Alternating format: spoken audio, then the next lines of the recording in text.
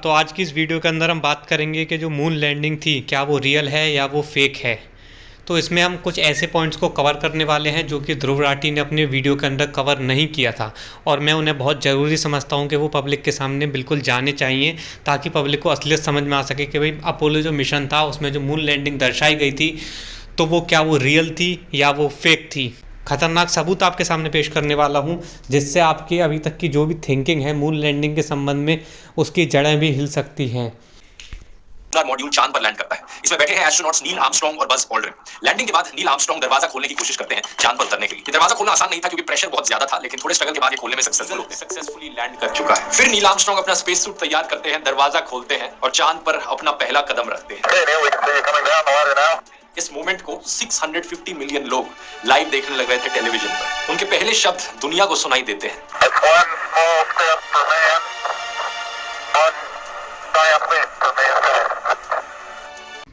तो ये तो इन्होंने ये वाली फुटेज दिखाई जो इन्होंने पब्लिक के लिए टेलीकास्ट करी। अब मैं आपको वो वाली फुटेज दिखाता हूँ जो इन्होंने पब्लिक के लिए टेलीकास्ट नहीं करी है। तो मैं अभी आपको दिखाने वाला हूँ वो वाली फुटेज जो इन्होंने पब्लिक के लिए रिलीज़ नहीं की है, लेकिन वो कई सालों बाद लीक हो गई थी कि जब ये शूटिंग कर रहे थे मून लैंडिंग की और वो नील आर्मस्ट्रांग उतरने वाला था तो कैसे उस टेक में गड़बड़ हो गई। अब इस वाले टेक को देखिए।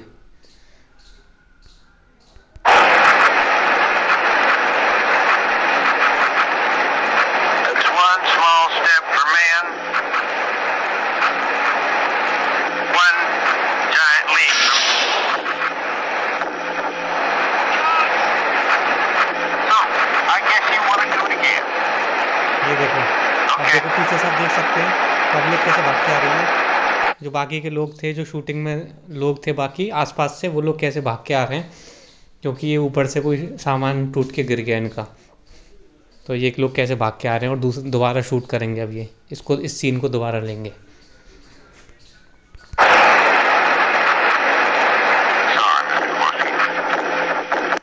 साल 1957 में सोवियत पहला देश बन जाता है दुनिया की पहली आर्टिफिशियल सैटेलाइट लॉन्च करने वाला। इसका नाम था स्पुतनिक और ये पहला मैन मेड ऑब्जेक्ट था जिसे धरती के ऑर्बिट में प्लेस किया गया। अमेरिकन सरकार शॉक हो जाती है देख। चलिए अभी इस स्पुतनिक के बारे में आपको एक फैक्ट बता देता हूँ जो ध्रुव राठी आपको नहीं बताएगा। तो ये सो कॉल्ड जो फर्स्ट सैटेलाइट स्पुतनिक छोड़ी गई थी रशिया के द्वारा, इसी से एक साल पहले ये देखिए कौन सी बुक लॉन्च हुई है, सैटेलाइट। तो ये साइंस फिक्शन बुक थी जो लॉन्च करी गई थी, और इसी के एक साल बाद उन्होंने एक दूसरी साइंस फिक्शन सैटेलाइट छोड़ दी। मतलब इससे पहले एक साल पहले ये नोवेल लिखी गई थी साइंस फिक्शन के ऊपर, सैटेलाइट नाम की। यानी कि यहाँ से आइडिया चुराया गया, इस साइंस फिक्शन नोवेल से आइडिया चुराया गया। उसके बाद फेक न्यूज़ फैला दी गई कि हमने जो है ये स्पुतनिक जो है लॉन्च कर दी है।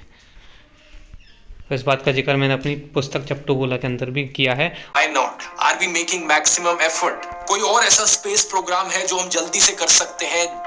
इसके बारे में एक सच्चाई आपको बता दूं कि जैसे ही जो दर्शाया जाता है कि ये सोवियत यूनियन और अमेरिका के बीच में कोल्ड वॉर चल रहा था, तो असलियत ये थी नहीं। असलियत ये थी कि दोनों ने पीछे से हाथ मिला रखा था और दोनों बाहर से, जैसे WWE होता है ना, उसमें दो फाइटर लड़ते हैं और आपको जनता को लगता है कि भाई दो फाइटर असली में लड़ रहे हैं, जॉन सीना और अंडरटेकर। लेकिन असल में सबको सच्चाई आजकल तो पता लग गई है कि उसमें पहले से प्लान रहता है कौन जीतेगा, और वो एक्टिंग करते हैं एक दूसरे को मारने की।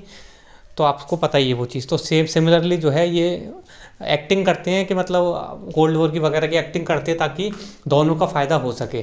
कोई इंटरनेट नहीं था, जीपीएस की टेक्नोलॉजी तक नहीं थी, कंप्यूटर्स इतने पुराने हुआ करते थे, और ऐसे ज़माने में ये प्रॉमिस करने लग रहे हैं कि हम इंसानों को चांद तक भेजेंगे। वो प्रॉमिस इसलिए करा है क्योंकि उनको पता है कुछ नहीं करना, चांद पे कौन सा भेजना है, कि स्टूडियो में शूट ही तो करना है। तो उस टाइम पे हॉलीवुड मूवीज़ वगैरह बनने लग गई थी, तो कुछ नहीं करा। नासा के डायरेक्टर ने जो है हायर किया। क्योंकि आपको एक तथ्य और बताता हूँ जो आपको नहीं पता होगा। तो ये है लेफ्ट साइड में आपको दिख रहा है वाल्ट डिज्नी, जो था डिज्नी का मालिक, और ये है वर्नर वॉन ब्राउन, उस समय का नासा का डायरेक्टर। ये दोनों गहरे दोस्त थे, ये दोनों एक दूसरे के लिए काम करते थे। कैसे कि भाई जो लेफ्ट वाला डिज्नी था वो तो बच्चों के लिए कार्टून बनाता था, और नासा उसकी मदद से डिज्नी के ग्राफिक डिज़ाइनर हायर करके बड़ों के लिए कार्टून बनवाता था। तो अभी आपको इसका एक और सबूत देता हूँ आपको। ये देखिए, ऐसा बहुत बार मिला है कि जो है मून पे क्रेटर्स पाए गए हैं। मरकरी पे जो दिख रहा है आपको क्रेटर पाया गया है, गड्ढा पाया गया है जिसकी शक्ल मिक्की माउस जैसी है। तो कोई कोइंसिडेंस नहीं है, ये दर्शाते हैं, सबलिमिनल मैसेज आपको देते हैं कि भाई हम ही ये डिज़ाइन कर रहे हैं तुम लोगों के लिए। ऐसे ही दूसरा एक और दिखाता हूँ आपको। ये देखिए, ये प्लूटो, मिकी माउस में जो प्लूटो आता था और जो प्लूटो प्लैनेट है, तो ये कुछ नहीं करा इन्होंने, वो उसी प्लूटो को लेके इसके प्लैनेट वाले प्लूटो के ऊपर चिपका दिया है। तो ये लोग मतलब सब लेवल मैसेज देते रहते हैं और ट्रुथ बिल्कुल लोगों के आंखों के सामने, लेकिन अभी भी अगर ट्रुथ नहीं दिख रहा तो उन लोगों का कुछ नहीं किया जा सकता। खैर आगे सुनते हैं वीडियो को। 38 साल के कमांडर नील आर्मस्ट्रॉन्ग जो इस मिशन को लीड कर रहे थे, कमांड के मॉड्यूल पायलट माइकल कॉलिंस और लूनर मॉड्यूल के पायलट एडविन बज। तो बज एल्ड्रिन के बारे में आपको एक बात बता देता हूँ।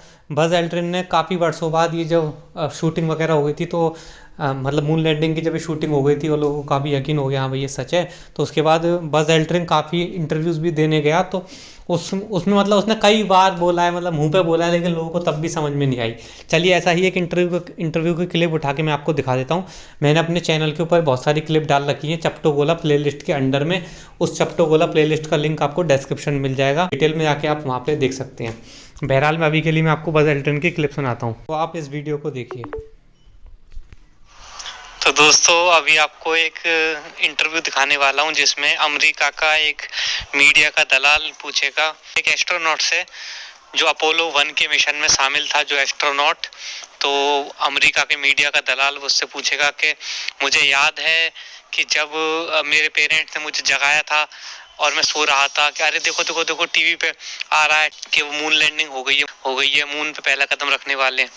तो उस पे देखिए कि अपोलो के जो एस्ट्रोनॉट है उसने क्या उत्तर दिया, आप खुद ही सुनिए।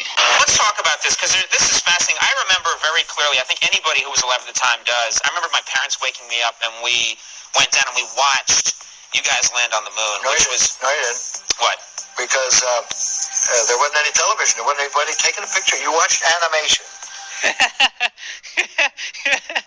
ये एस्ट्रोनॉट बोल रहा है यू वॉच्ड एनिमेशन, तूने कार्टून देखे हैं, तूने जो कुछ देखा है वो एनिमेशन है, वो कार्टून है जो तूने टीवी पे देखा मैं मून पे कदम रखते हुए।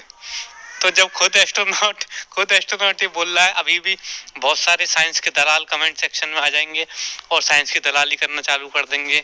पर कदम रखने का मौका सिर्फ नील आर्मस्ट्रॉन्ग और बज ऑल्ड्रिन को मिलेगा और माइकल को। तो मैं बज एल्ड्रिन के बारे में एक और बता देता हूँ कि बज एल्ड्रिन का एक और इंटरव्यू हुआ था, यूनिवर्सिटी में कोई टॉक के लिए गया था, तो उसमें ऑडियंस में से एक ने सवाल पूछा कि भाई आप मून पे गए थे तो what was the difficult part. तो बज एल्ड्रिन बोलता है कि डिफ़िकल्ट तो जब होता ना जब वास्तव में ऐसा कुछ होता, जब ऐसा कुछ हुआ ही नहीं तो डिफ़िकल्ट का प्रश्न कहाँ से आ गया। तो इसके संबंध में मैंने एक वीडियो ऑलरेडी बना रखा है, उसका लिंक आपको डिस्क्रिप्शन में मिल जाएगा, आप जाकर उसे चेक कर सकते हैं। तो साहब यह है इनका लूनर मॉड्यूल जो कि बोला जाता है कि चांद पर उतरा था।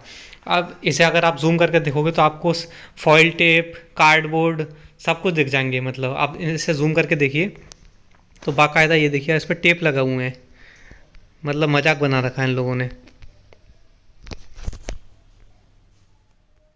ये देखिए इसमें टेप लगे हुए हैं, फॉइल पेपर लगा हुआ है मतलब कॉमेडी बना रखा है। मतलब ये चांद पर उतरा था और इसमें बग्गी थी, यानी कि जो गाड़ी चलाने वाले हैं चांद पर, और 3 आदमी बैठे थे इस कार्डबोर्ड से, इस कागज़ से बने हुए। बता लोग इस पर बिलीव कर सकते हैं, तो उन्हें पता है कि लोग इतने मूर्ख हैं किसी भी चीज़ पे बिलीव कर सकते हैं।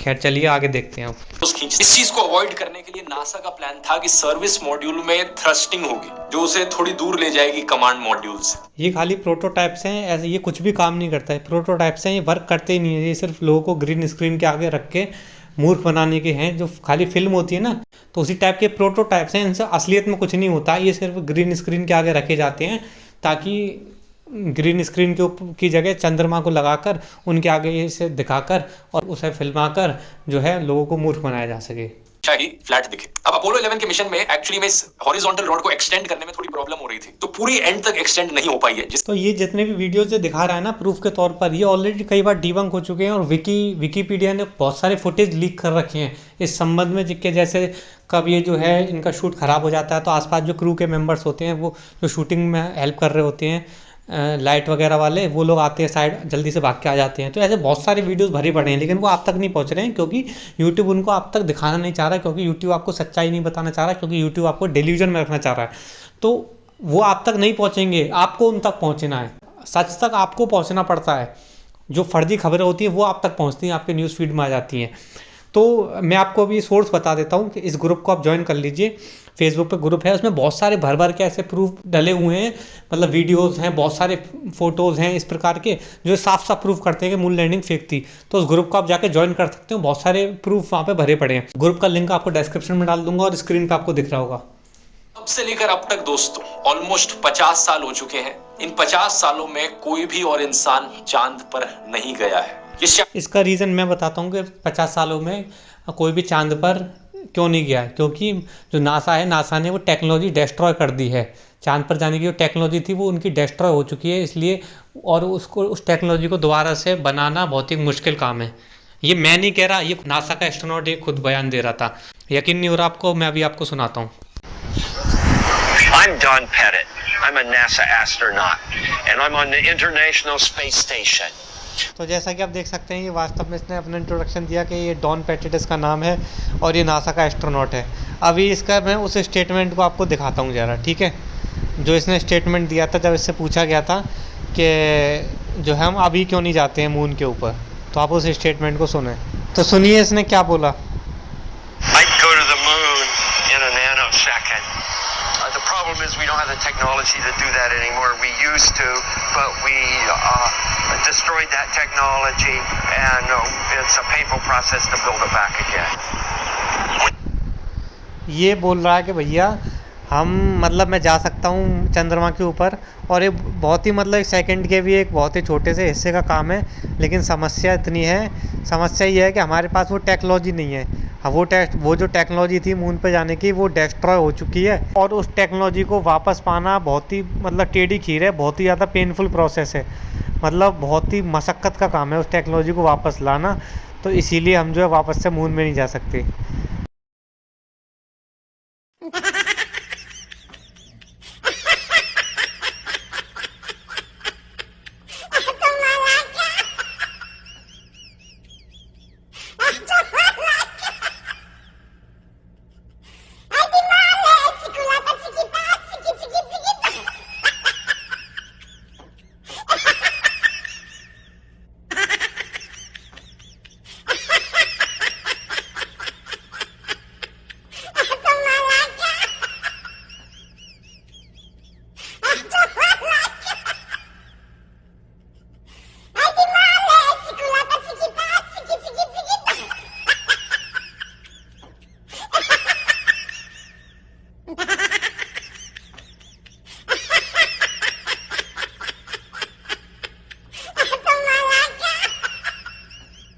दोस्तों, क्या आपको भी लगता है कि पृथ्वी गोल है?